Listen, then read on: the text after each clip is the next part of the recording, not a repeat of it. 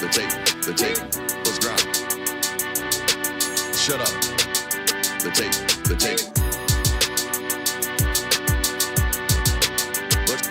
Let's grind. The tape. We do a little bit different around here. We ain't gonna play. Shut up and grind the tape. The tape, let's grind. We ain't gonna play. Them dogs in your face. Let's grind. We ain't gonna play. Shut up and grind the tape. The tape, let's grind. We ain't gonna play. Them dogs in your face. Grind. Let's grind. Grind the tape, bro. Grind the tape, bro. Grind the tape. The tape, let's grind. Grind the tape, bro. Grind the tape, bro. Grind the tape, bro. Shut up and grind the tape, bro. Grind the tape, bro. Grind the tape. The tape, Grind the tape, bro. Grind the tape, bro. Grind the tape, bro. the tape. UGA game day, boy, we ball out. Pull up, put the whole conference in the doghouse. Leave them 6 feet, see me on the win streak. All-star status, go coach, and the bench deep. Right. Offense on 10, how we run it? Your best ain't nothing, we gon' send them boys punting. Yep. Black and red, got them dead on arrival. Defense hunker down for the tie. Hey, you don't want it with the dogs. Found guy on it, you don't want it with my dog. Break it down, play by play, that's the day-to-day. They know we ain't come to play, boy, it's UGA. Kirby smart, I cannot play the fool. Back to back, we did not come to lose. Back to back like we got something to prove. Pay your dues, dog nation on the move. What's up? We do a little bit different around here. We ain't come to play, Shut up and grind the tape. The tape. We ain't come to play, Them dogs in your face. Let's grind. We ain't come to play, Shut up and grind the tape. Shut up. Let's grind. We ain't come to play, Them dogs in your face. Shut up and grind. Let's grind. Grind the tape, bro. Let's Grind the tape, bro. Grind the tape. The Shut tape. up and grind. Let's grind. Grind the tape, bro. Grind the tape, bro. Grind the tape, bro. Shut up and grind. Grind the tape, bro. Grind the tape, bro. Grind the tape. Shut up and grind. Grind the tape, bro. Grind the tape, bro. Grind the tape, bro. Shut up. The You tape. can do anything you want. We can do anything you want. I ain't got no problem with it. I promise you that shit. Listen to the words. Garbage, a joke, clown acts, pisses me off. No, come find me. No, come find me. Listen to the words. Come find me. Garbage, a joke, clown acts, pisses me off. I ain't a hard guy to find. I promise you that shit.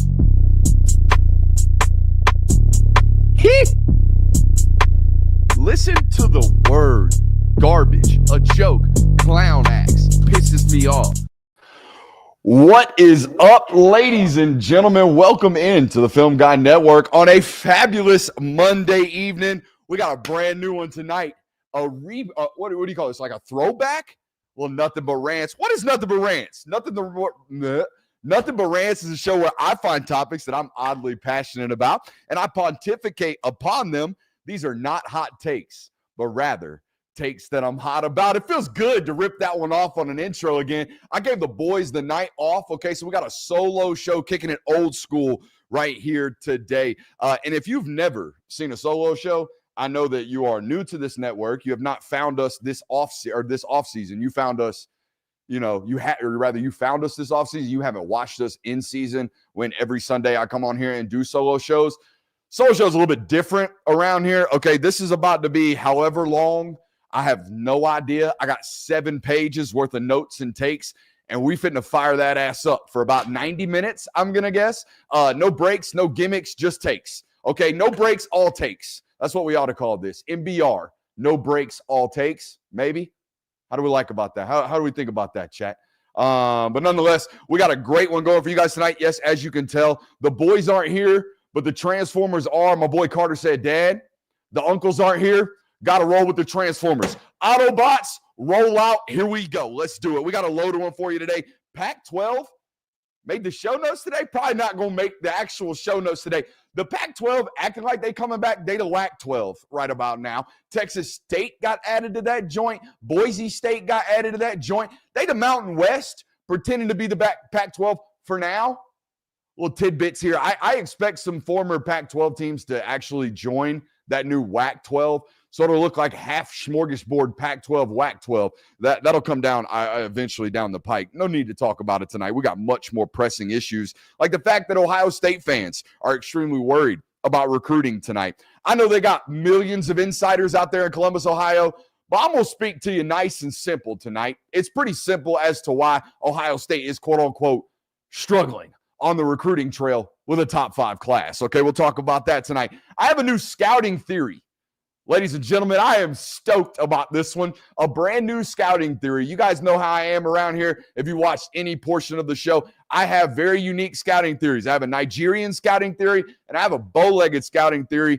That's getting added to tonight. We're going to have a trilogy of theories on the show tonight. First-year starters that waited their turn. A good opportunity to give some shouts to those guys. Patience potentially paying off for certain college football players. One prominent quarterback going 0 dark 30 mode, just shutting off the social media, deleted the apps. He's locking the F in. I want to talk about it tonight. I don't have a huge take on it other than a tip of the cap to you, sir. We'll talk about that tonight as well. Brett Bielema got absolutely smoked by Paul Feinbaum yesterday, maybe today. You know, Brett Bielema said something about Georgia, maybe kind of hinted towards possibly tampering. Not a good word to be hinting around nowadays, especially now that there's a head fed in college football. My man Seeley, who we're going to talk about tonight as well. I got more details about the head fed tonight as well. If you're wondering who the hell the head fed is, you need to watch more of this network because that's his name. We ain't even going to name him by his normal God-given government name. He is the head fed in college football. And Bama's on an absolute tear, a slight tear, like a half of a rip through a page. And they fitting to rip the whole thing off on the recruiting trail, as is Georgia, which we will talk about ad nauseum in the local hour. I don't know if there's going to be there's not going to be a hard transition from national to local. I'm just ripping this shit tonight. So buckle up, all right? Just strap in. Let's go with me. Let's rip off these takes. I want to open the show tonight with selling your soul. And I know that might seem a little melodramatic, but it's exactly what, in my opinion, Michigan has done to win their first outright title since 1948. That's right. The 97 championship is the Cornhuskers. Wolverine fans that have, for some reason, found this tonight. This ain't going to go well for you, okay? So you might want to, I don't know. You sold your soul to win a title. And I know a lot of people that hear that are going to be like, whoa, Brooks. The sign stealing thing wasn't that big of a deal. I mean, that's not really... You know, they didn't really impact the outcomes of the game that much, to which I would say wrong. But I'll give you that. I'll give you that. Let's say that Michigan's football program wasn't exactly, thrown into hellfire and damnation for the sign stealing ceremony or sign stealing allegation and scandal. Let's just say that was kind of like all right, slap on the wrist, not so good. This next one, this story that came out this last week or so about the knowledge that they had about Matt Weiss, their former offensive coordinator, and some of the things that he was doing on campus and ultimately slid it under the rug. This is selling your soul, baby. This is selling your soul to get beat by TCU in the Fiesta Bowl. Let's talk about it right now. For those of you who don't know, Michigan's former offensive coordinator, Matt Weiss, is currently facing 90 years in federal prison. 90 years in federal prison for what, you might ask? Well, he's currently on trial for 14 counts of unauthorized access to computers and 10 counts of aggravated assault. Aggravated identity theft, not aggravated assault. Aggravated identity theft. So 24 counts, totaling to a total of 90 potential years in federal penitentiary. From my reading, this ain't my man. This y'all's man. The homie Matt Weiss was out here hacking into Michigan's Wi-Fi and creeping on private photos, private conversations between students on campus. He was going onto the Michigan Wi-Fi, logging into the database, and doing some mega creeping on students. Now, creep, bad, get him out of here, awful, terrible, right? If you're listening to this right now, you're like, oh my God, for real? Yes. The offensive coordinator was creeping on students and hacking through the Wi-Fi. So allegedly, so says this so says these charges, right? Now, Why are we talking about it tonight? Because this is a topic that has been known about for well over a year and a half now. I mean, he was fired about 2 weeks after they lost to TCU back in 2023. So, like, Brooks, this is a while ago. Why are you talking about it right now? Well, guess who just got thrown into the lawsuit today? The entire Michigan power broker, right? Jim Harbaugh, the former head coach, Ward Manuel, the athletic director, the former president who's gotten the hell up out of Dodge as fast as he possibly can, I'm pretty sure. Okay? All those guys now named in this lawsuit. And why would they be named in this lawsuit? This is about this coordinator creeping on these kids. Why are the other guys being named in this lawsuit? Well, come to find out through exhaustive reporting today, they've been named in the lawsuit because they knew about it. Not only did they know about it, they knew about it days before the Fiesta Bowl. And instead of, I don't know, hey, the offensive coordinator may or may not be creeping on the entire school, coach. Instead of getting rid of them, they waited until the end of the TCU game. 2 weeks later, no one's talking about us. There's a national title game going on. Fired the OC. Get up out of here. Now he's in lawsuits. Now he's all over the place with regards to the FBI, everything. In bad news, right? So you're sitting here wondering, like, what in the world? I'm curious how this happened. Let me just lay this out for everybody, right? So this is how this goes down. I'm imagining you're in the Michigan football facilities. Harbaugh's in there grinding the tape. Somebody walks in. Hey, coach, I need your attention. What's up? Yeah, coach. Man, I really hate to be the guy to tell you this, but I think we've got it on good authority that Coach Weiss, the offensive coordinator, I think he's doing some really, really bad shit. Yeah, what are you talking about? Well, coach, he hacked into the Wi-Fi and he's creeping on students. He's looking at solicit photos. He's looking at, like, things that aren't meant for the light of day, and he's creeping into finding it. Damn, that's crazy. So about TCU's 3-3 stack, how you think we're going to attack it? What? Coach, we got a borderline, like, accusations saying this is a criminal with us. A good play caller, though. Good play. I mean, we might need to score 45 to beat TCU, even though we won't anyways. I don't know. I really don't know. I have to ask, because I had to ask our Georgia fans that we're obviously very connected to. I have a large Discord channel that we talk to, and it's a good opportunity for me to kind of gauge an entire audience base, an entire fan base. I don't know. I know how Michigan fans feel. They don't give a shit. Michigan won their first title since 1948, and Michigan fans to this day, blue in the face, do not care. We got it done. It doesn't matter if we're in hellfire and gemstone the rest of time. It doesn't matter if we get show cause order. It doesn't matter if our current head coach gets run out because he was involved too, and he might have deleted his entire phone and thrown it in the trash, Tom Brady style. None of that matters. None of that matters because we won a title. And I want to ask every other fan base listening to this today, if you hadn't won a title since 1948, would you sell your soul too? Because these Michigan fans don't give a shit. Everyone I talk to does not care. We got the ring. Who cares? Hey, but you definitely hid all this stuff. Like, you definitely did some nasty shit on your way to winning. Doesn't matter. Doesn't matter. The NCAA is just after us. That's all it is. Interesting. Because I asked Georgia fans, and all of them, they have 2 titles now, so all of them are holier than thou. They're like, no. After that loss to Alabama in 2020, I think you might have sold your soul too, right? After the 2018 national title, 2nd and 26, you might have sold the first birthright to your family. You know what I mean? Like, you might have done some of that stuff. And I think that's the glasses and that's the viewpoint that Michigan fans look at this. But, like, Mississippi State fans, would y'all sell your soul? Would you cheat the game? You know what I mean? Would you go out, advance scout, cheat the game? Now, you probably still wouldn't be good enough to win. They were good enough to win. It was the difference, right, for them. But I'm just curious, man, because, again, every Michigan fan I walk into is just like, bro, the sign stealing shit's bullshit. Everybody does that. Oh, really? Really? Everybody advanced scouts. Everybody's video recording on the Central Michigan sideline with spy glasses. That's weird. Everyone has an ex-Navy SEAL running their shit. Interesting. That's news to me, you know? But nah, everybody does it. Quote, naming head coach Jim Harbaugh and athletic director Ward Manuel in this complaint reflects our belief that leadership at the highest levels either knew of these threats or deliberately ignored them, prioritizing athletic prestige and profit over the safety and dignity of students. They're named in this lawsuit, guys. It's not, I don't know what's going to happen, but it ain't good. All right. It ain't good. And I look at it as one of those things, man. Like, again, how far are you willing to go? How far are you willing to go to win a national title? This is how far they're willing to go. Now, granted, they fired the OC that was creeping and doing the shit. And then the next year they won the title with Sharon Moore as the interim offensive coordinator and then the interim head coach because, they had that suspension in there for the sign.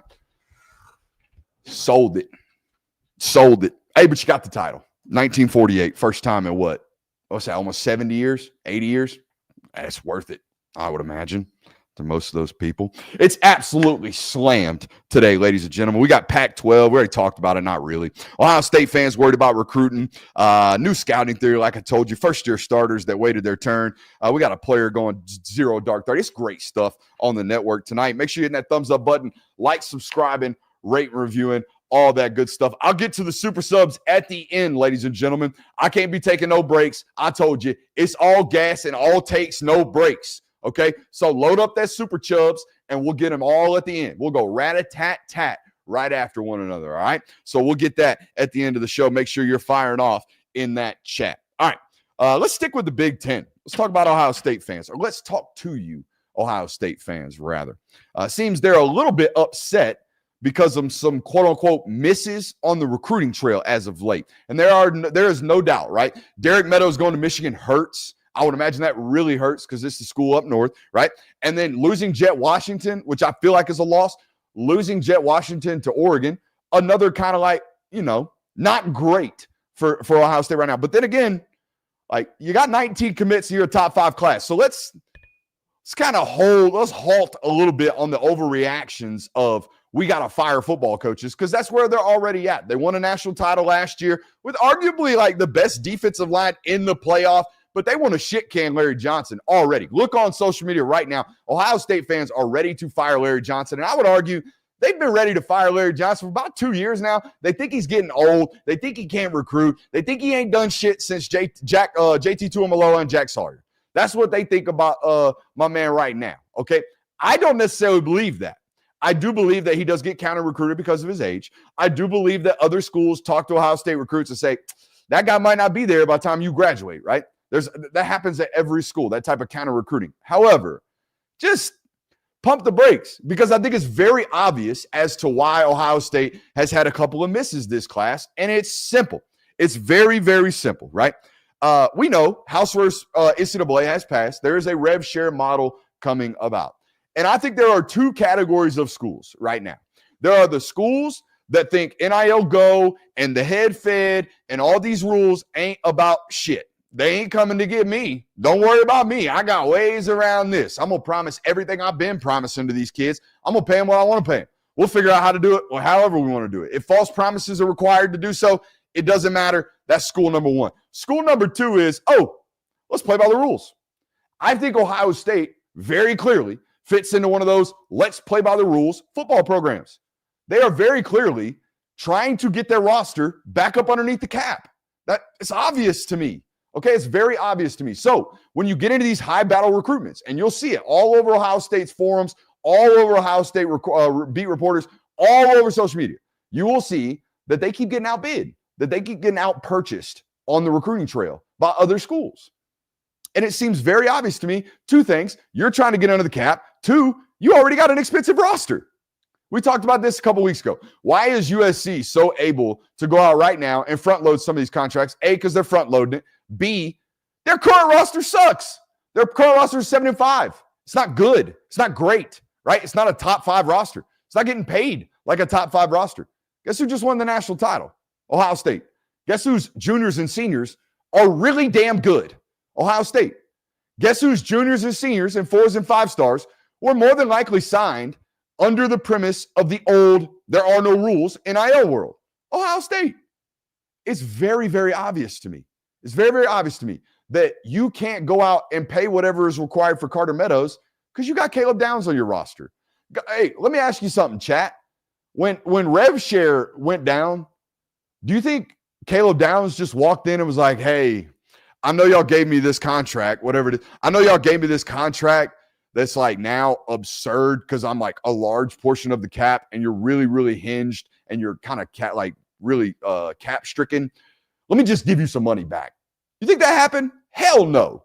Absolutely not. Okay. Caleb Downs went to Ohio State last year in the transfer portal under the rules of there are no rules. So now there are. Do you think they restructured his contract? No.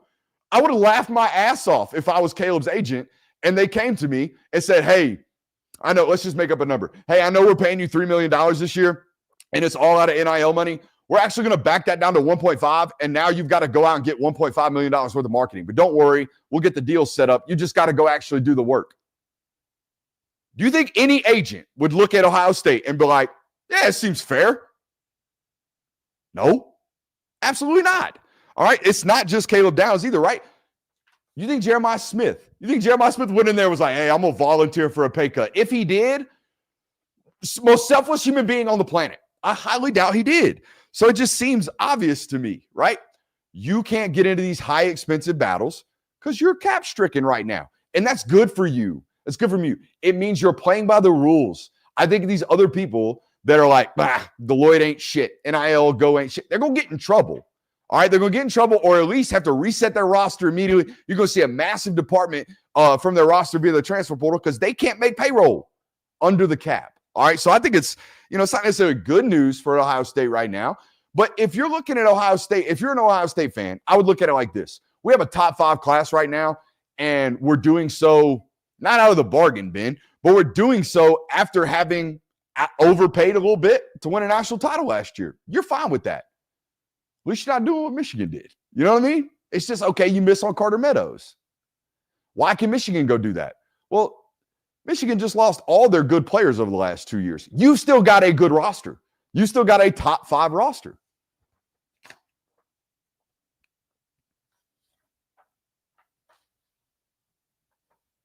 I think I had some. Oh, and I know there's probably people listening to that and be like, but Brooks, I mean, Georgia's always had a top 5 roster. Why are they on this tear right now? Well, I can tell you right now, for 100% certainty, Caleb Downs makes more money than any player on Georgia's roster. I can also double down and tell you Jeremiah Smith makes more money than everybody on Georgia's roster, which they should. They would be the 2 best players on Georgia's roster right now. But the point is the point, right? You got too much money tied up in 2 players. At least they're great players, At least they're great players. Make sure you hit that thumbs up button, like, subscribe, rate, review. We're live on Twitter tonight as well. How about that? If you're watching us on Twitter and you're not subscribed on YouTube, shame on you. Shame on you. Come hang out with us over on YouTube. I have a new scouting theory.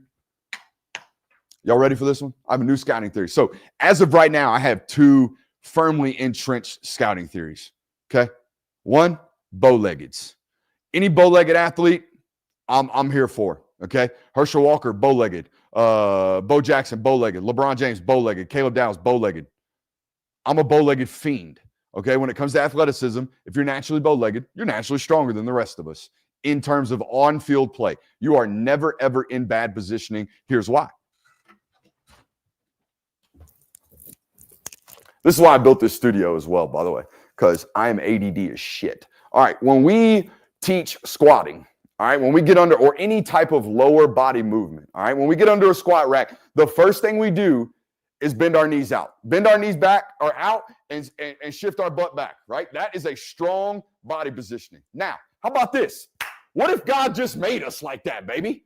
You know what I mean? What if God just made us naturally bow-legged? All right, if our knee is outside of our foot, we are strong. If our knee is inside of our foot, we are compromised. All right. So if I am constantly running around the world with my knees in a strong position, I'm naturally going to be a lot better athlete in every given situation than the guy who is knee knocked or standard kneed. All right. Bow-legged theory. Let's stay here. Nigerian theory. Okay.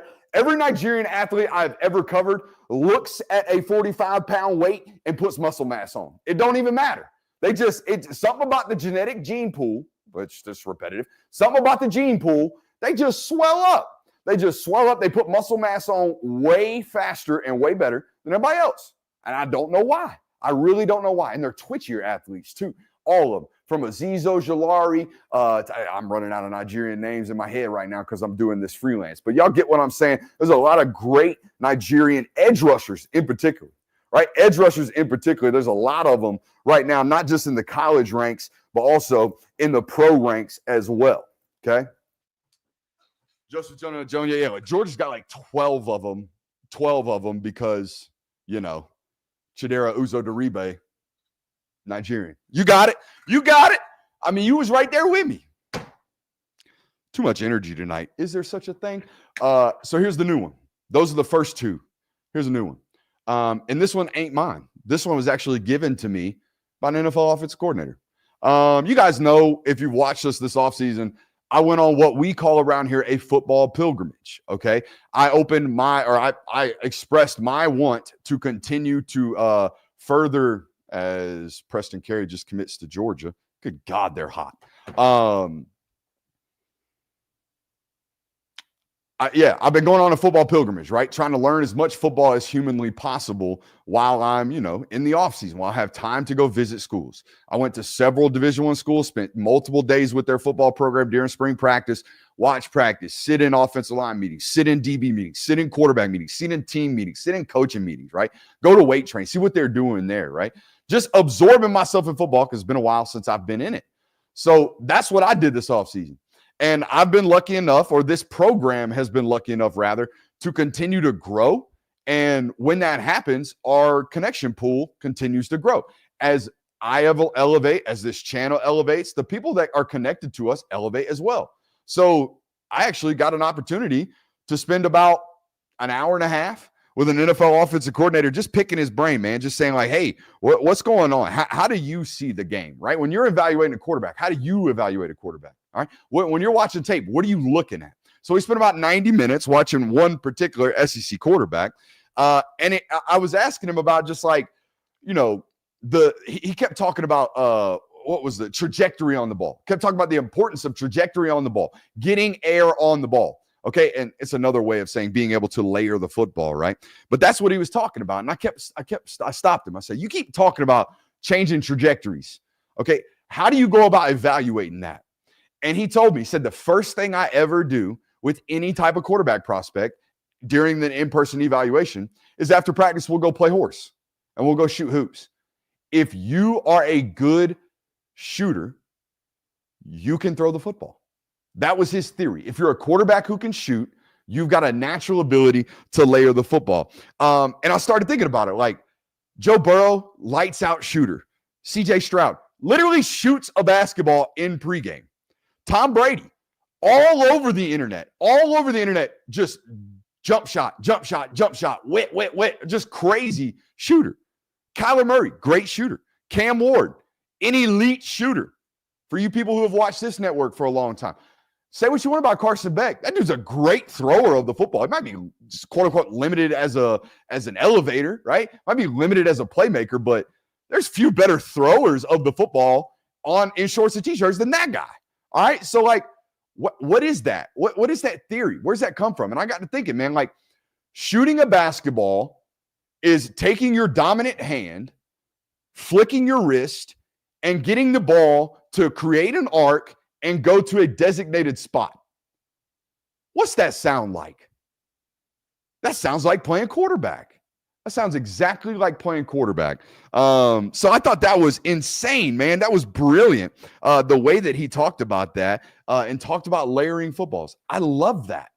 And look, just because you're not a great shooter. Oh, he also mentioned this. He's like, if I'm watching a high school like football player who also plays basketball and I go watch him and he's like a slashing dunker, like that's okay. He's got great athleticism, but man, I want to see the jump shot. I want to see the touch. I want to see the natural ability to do that. Again, that is throwing a football. It's a very similar motion, right? Very similar action. And the idea of taking a ball and putting it where you want with touch. That's the position oftentimes. Let me tweet this article right quick, folks, because I'm in the middle of a live stream and Georgia is scorching hot. I got thoughts on this in the local hour as obvious, or as you would think. So that'll be fun. I think there's an obvious reason why Georgia's on a freaking tear right about now. So yeah, I thought that quarterback scouting theory was electric. Talking to that was just absolutely all about it, smiling ear to ear when he mentioned that one. First year starters that waited their turn. We got a lot of them right about now in college football, it seems like, right? What about throwing a baseball? Yeah, I mean, it's not the ultimate, right? I mean, we saw the viral clip of Joe Burrow, but I do think for me, like I'm not a quarterback trainer, but I have trained quarterbacks. And when a quarterback comes to me with real stiff arm action, meaning like he's just like that through the zone, he's not whippy through the zone, the first thing we'll do is throw a baseball. There's no way to throw a baseball without a whip in the action, okay? You can't just do that one with a baseball. It won't come out right. It won't fly right. So you got to have that flick. So it's not a direct correlation, baseball to football. But I do think it could be a tool. It could be a tool to help those guys. Every baseball player that turns into a quarterback that I've seen has had really quick releases. They're not big, elongated strokes, right? Like they're really, really, really quick. All right. So that's what I do. And I do think there is a slight bit of correlation, but I loved and again, it's not the throwing motion with basketball. It's the touch, right? The ability to layer the football is so paramount at playing the position. I would argue it's like one of the most important things from a throwing standpoint. Like if you can throw it 75 yards, that's great. If you can throw a one ball, that's awesome, right? These line drive balls, that's great. But that's like 10 of the 35 throws that we're going to make in any given Saturday. So that it's important to be able to layer the ball. All right, first year starters in college football. Make sure you hit that thumbs up button, like, subscribe, and rate and reviewing.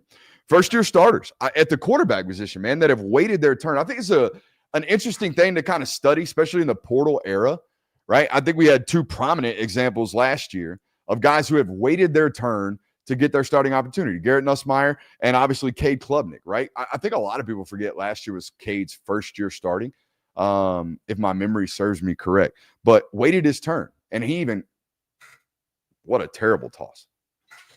Oh, I'm a second shot golfer. You ought to know this about me. But no, they waited their turn to get their starting opportunities at LSU and Clemson, and I think it served them well, right? I think it served them well to remain at those programs and not kind of, tap out and hit the door. As it has, or I think it will, for Arch Manning, Ty Simpson, Gunnar Stockton, and Austin Simmons. We got 4 starters in the SEC who are first-year starters who have sat for multiple years in college football. That is very, very rare. It's extremely rare. And I think it's going to serve these guys really, really well. Like I said, go back to last year, man. There were so many growing pains for Cade and for Garrett, right? Like that 3-game stretch of A&M, Bama, and Florida for LSU last year was horrendous, okay? And a lot of it, especially the Texas A&M game, was really bad decision-making from their quarterback. He looked frantic. He looked frazzled. He looked all of those words that are not good for the quarterback, all right? And I think this year you're going to see tremendous growth. And I think last year, even in the middle after that stretch, I think there was tremendous growth from Nussmeier. Also, there are very few people in college football that has made as many big-time throws as Nuss did last year, okay? So there's that. Also, with the Cade stuff, it was night and day. Clemson fans gave me some shit yesterday because I was on a Clemson podcast, and I was speaking highly of Cade Klubnik's work ethic.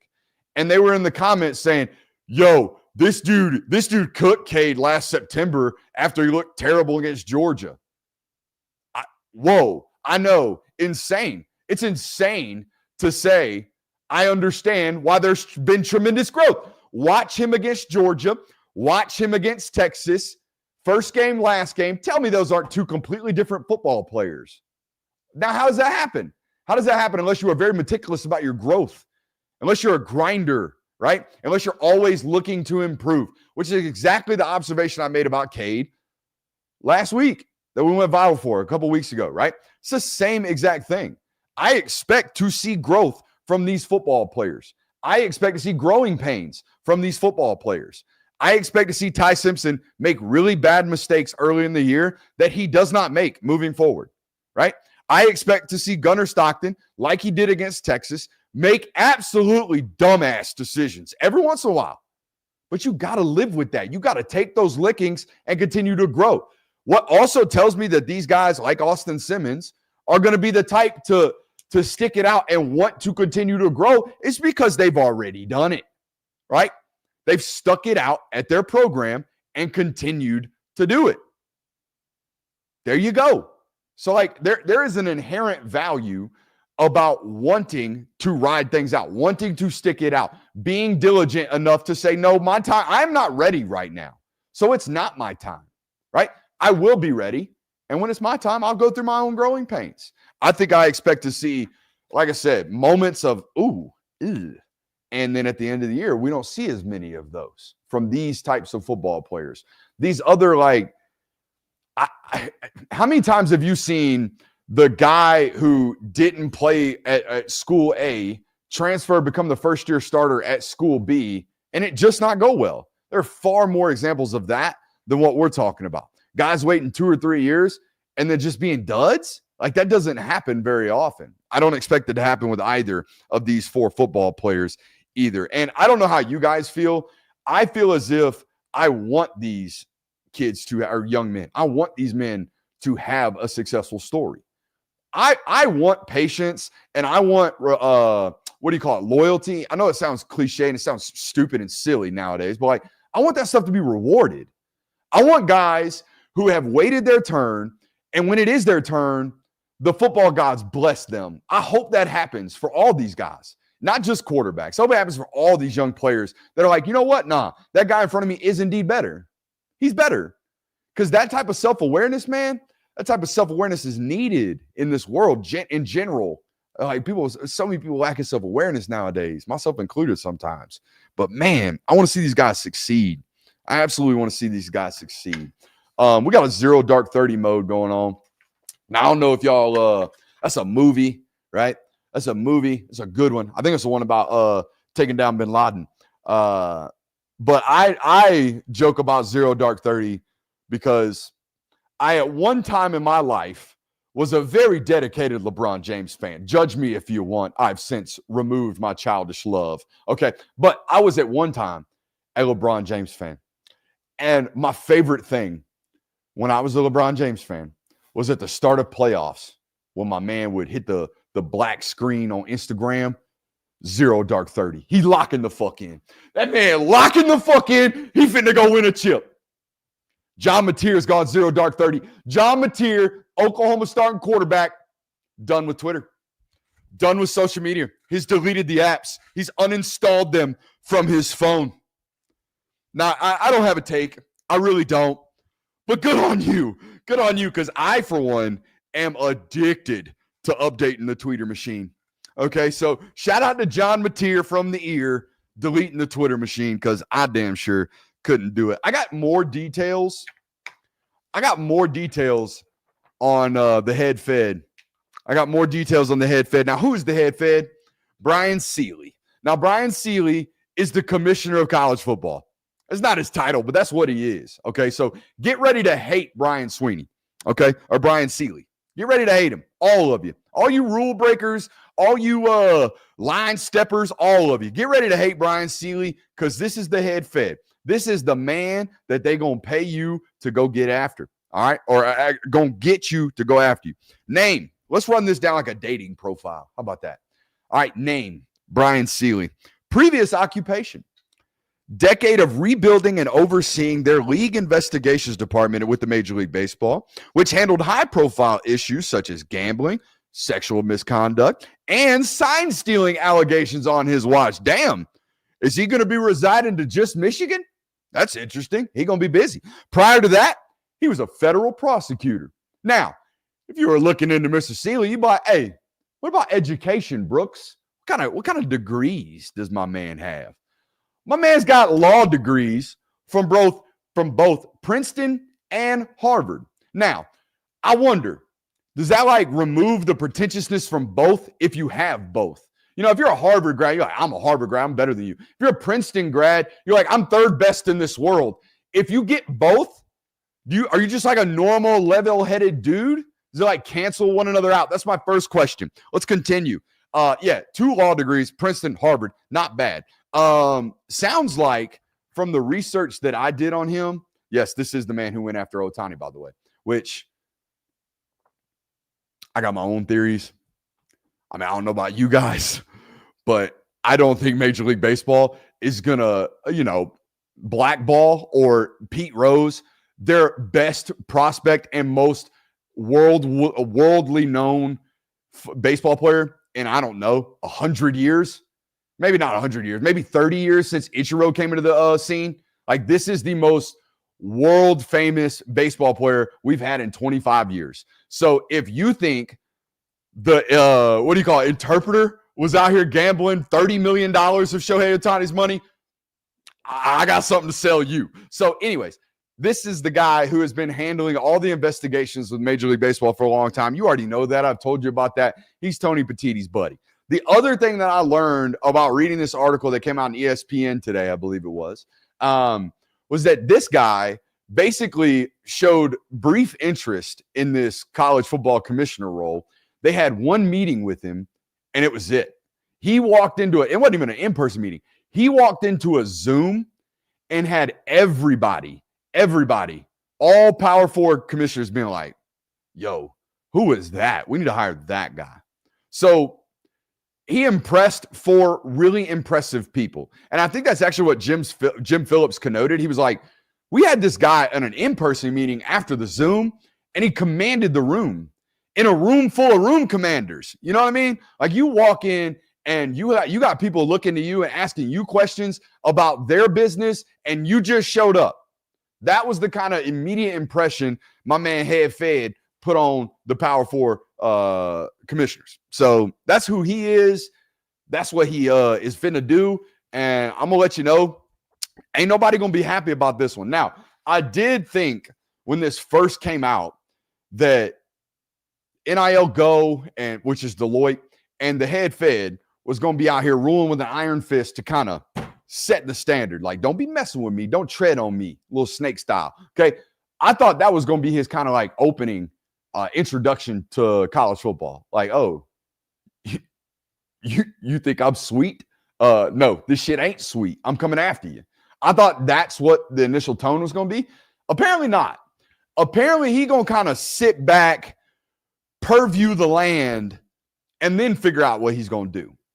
So, based on that reporting, all you folks out here wilding still, I think you'd be all right. I think you'd be all right for a little bit, but you're going to end up getting smacked by the Head Fed eventually. Now, let's kind of transition. Okay, 42 minutes in. Let's take a breath. Make sure you hit that thumbs up button, like, subscribe, rate, review. I told you we are getting to the Super Chubs tonight at the end of the show. So keep firing them off. All right, we don't have the boys in here today, so you get me sidetracked. You get my ADD brain sidetracked out here on one of these shows. It's catastrophic, okay, for the ultimate ending of this. But yeah, Bama's recruiting really, really well right now. All right, just 15 commits in their 2026 class, and it's already ranked inside the top 8. And I think they're the leader for Cedarian Morgan's commitment, which if you're a Georgia fan, listen to this, and you're like, dang, we're going to miss out on Cedarian Morgan. Wait until December to have that opinion. It's what I've been told from sources. They think this is more of a contingent commitment, if you will. So still some developments there, but I think Alabama leads for them, or it leads for him. Okay. And I think even if Georgia or Auburn, they're playing from behind. Even if they think they got a chance, they're playing from behind. Okay. So that's good news for Alabama. But it's more than that for me. And I've talked about this on this network. Okay. And maybe you're getting tired of hearing this, but if you're an Alabama fan, you certainly are not. Okay. I think Courtney Morgan's legit. Now, I jokingly said when he was at Washington, bro, give me your job. But no, seriously, I couldn't do your job. Not as good as you're doing it right now. Holy shit. Okay. What is his job? He's basically the CEO, or not at the CEO. He's kind of like the right-hand man to the head coach. All he's there to do is kind of oversee and give his input. That is basically his job description.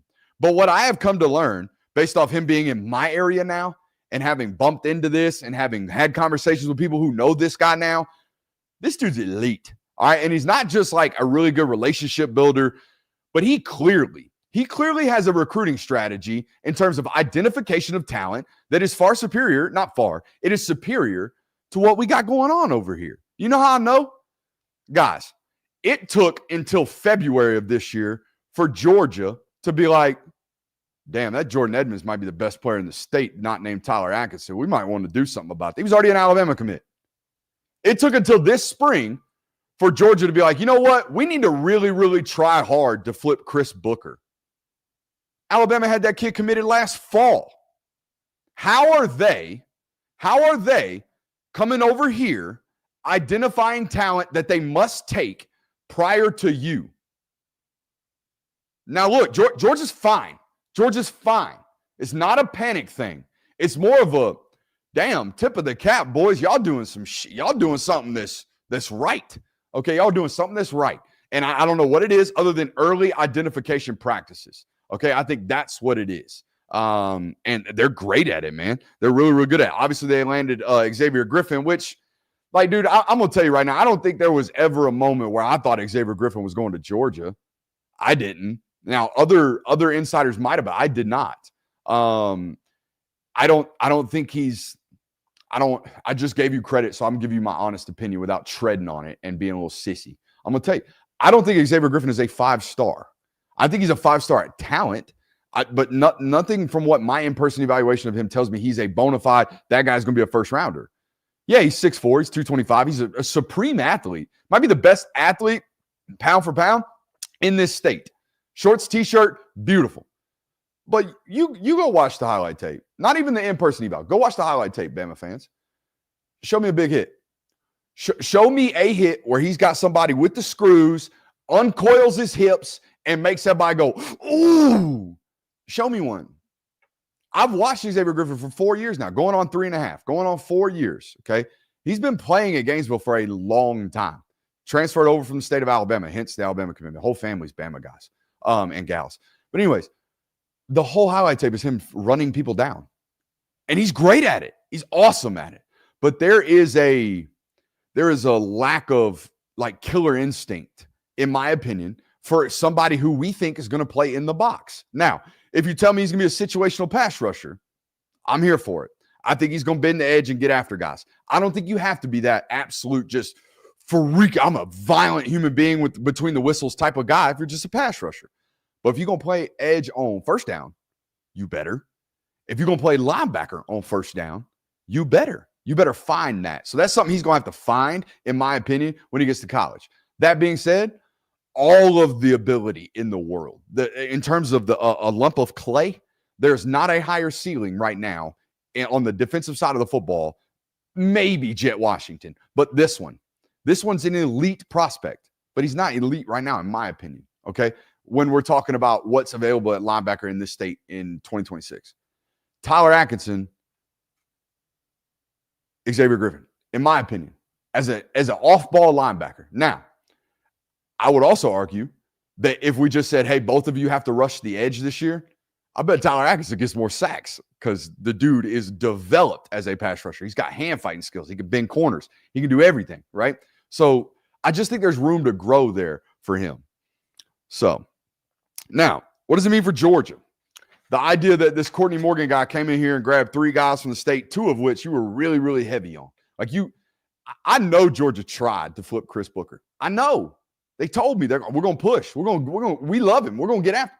Too late. I got told in February. Oh, shit. Oops. Yeah, oops. Jordan Edmonds, oops. Y'all should have been like way earlier. Okay? Now, he may turn out to be the next 6'3" corner that doesn't quite pan out. I don't think he will. I think he's going to be great. Okay? So here's the deal. If that guy in that program is getting in earlier, you can't slow play these guys anymore in this state. Now, you're still Georgia. So maybe you'll run across the guy who's been dying to play for Georgia and was just waiting on that one committable offer and everything else to be damned. Doesn't matter. I'm going there. You'll run into those guys because it's still the state of Georgia and Georgia football is a big brand. But you can't do this over and over again. Not now that he's there, all right? Or not now that they're there and doing this. And I think they learned this. I thought they learned this with Will Anderson. But it seems that they did not. So you got to get in a little bit earlier. If there's one criticism. Now, Georgia coaches that listen to this are going to be like, oh, my God. Somebody get this guy on the phone and tell him to shut the hell up. He doesn't know what he's talking about. That being said, Georgia's on an insane run. Holy shit, right? As the chat said, can't have them all. absolutely can't have them all, but you damn sure trying. I put out on Patreon the other day, especially a defensive back. This is a Pokemon-ass class. Got to catch them all. That's what we got going on right now in Athens. I mean, it's just like, oh, yeah, Preston Carey, come on. I know we just took 3 defensive linemen the last 2 days, but come on, baby. We'll take you too. Like, huh? Everybody. DBs, they're going to take like 8 or 9 of them, it seems like. They are taking so many high school football players in this class. And I don't think it's any secret that, oh, wait a minute. You can't just buy commits anymore. We got a rev share. So now we actually have to recruit. Now we actually have to develop relationships. Now we actually have to sell our development in our program. Now we actually have to have tangible examples of success stories in our program. We can't just say, here's a bag. We can't just say we're going to pay you $100,000 extra a year over that program. Come to us. Huh. No shit. No shit. Georgia's back to what they were doing prior to the NIL period. Look, there is no doubt about it. I think Georgia is in one of these very few categories. All right. A school that was a top 3 annual recruiter prior to all this no rules bar NIL recruiting, and then didn't sell their soul overpaying every kid to get them there, and took, 5th, 6th ranked classes and was just like, you know what? We're not going to overpay. We're not going to do this shit. We're not. So y'all can. We're not going to. I looked it up today. Last year, in the blue chip ratio, thanks to On3, they out here telling everybody what everybody's making. So these are On3's numbers. So if you call me a full of shit, call them full of shit. I don't know. If you think I'm lying right now, they are. This is where I'm getting it from. I saw something today that said Ohio State's per player NIL last year was $227,000 or north of $220,000. Georgia's was $133,000. It's the exact point I'm making right now.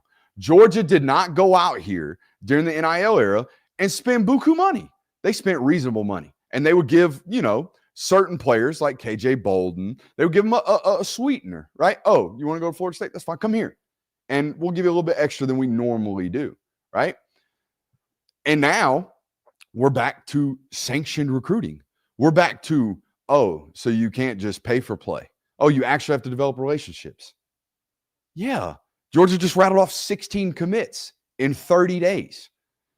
Justice Fitzpatrick, Zachary Lewis, Zaki Helton, Wade Register, Haran Zurikat, Caden Harris, Ikini Agboko, Kamari Brooks, Shadarius Tootle, Jay Lamar, Chase Collicutt, Corey Howard, Craig Dangerous, James Johnson, PJ Dean, Landon Dante Wright in 2027, Preston Carey just committed in 2026, the defensive lineman at IMG.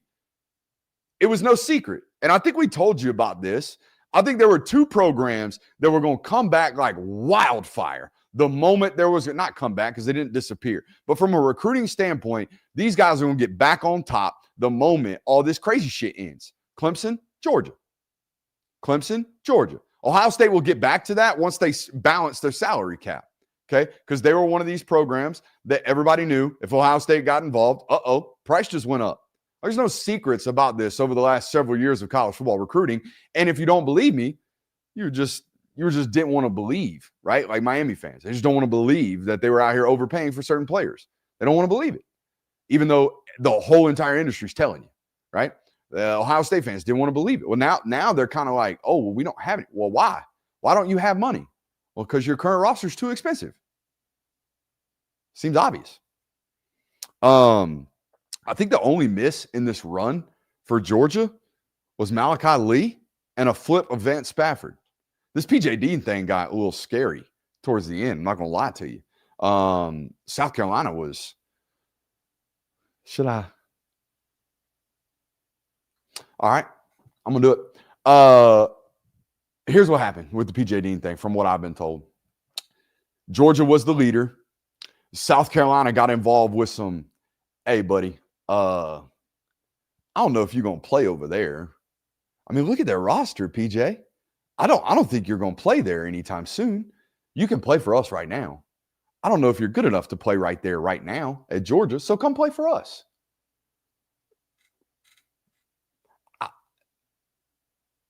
Didn't work. I don't think that's a good strategy. Now, I get it. The depth thing, I understand, right? We're selling ability to play. But when you're talking to a 4-star whose brother's in the NFL right now, who just lost 45 pounds to put his body into the position where he's going to be the freak that he wants to be as a defensive lineman, telling that kid he's not good enough to play at one of the schools he wants to play at ain't great, I don't think. Okay, now, it might have worked. It sounded like it was working until Georgia was like, wait a minute, they told you what? They got you sold on what? Interesting. So, yeah.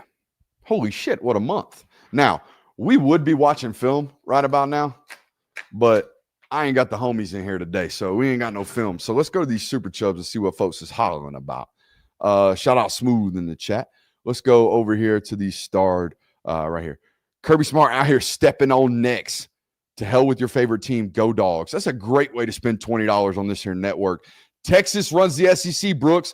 Shout out to Sugar or Fooger. My man Fooger changed his YouTube name like I didn't know that was him.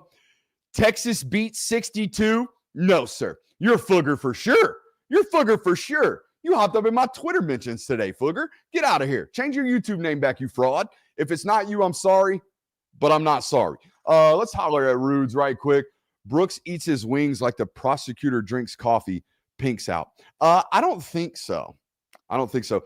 I'm a flats guy. I'm pulling the small bone, sucking that thing dry. Whoa, clean, I mean. Off the bone? Whoa, hey, how am I supposed to talk about this?